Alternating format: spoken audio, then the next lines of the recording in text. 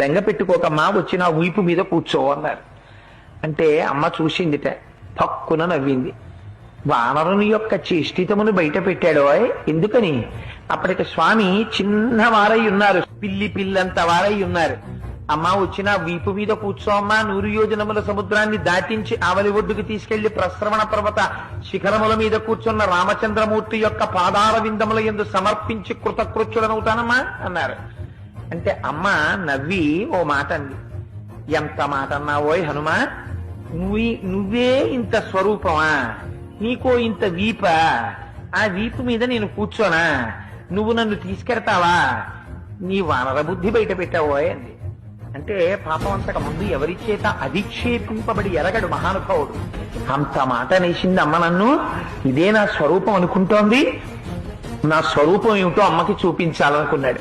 మెరుమందర సంకాశౌ భవౌదీప్తానల ప్రభ అగ్రతవ్యవతస్తేచ సీతాయా వనరోత్తమ.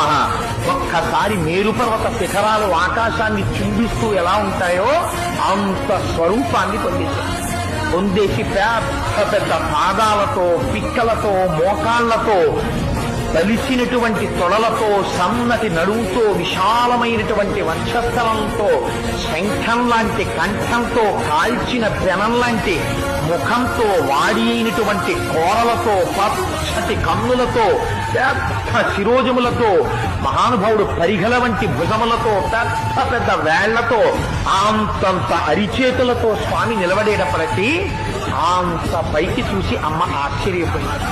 నాయనా, నాకు తెలుసయ్యా నువ్వెవరో.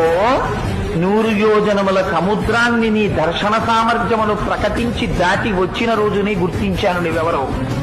ఇలా రాగలిగినటువంటి శక్తి ఒక్క గరుత్మంతుడికుంది, నీ తండ్రి వాయుదేవుడికుంది. నాయనా, నాకు తెలిసి నీకుందిరా. నువ్వింత సమర్థుడవు కాకపోతే రామచంద్రమూర్తి నిన్ను నా దగ్గరకు పంపరు.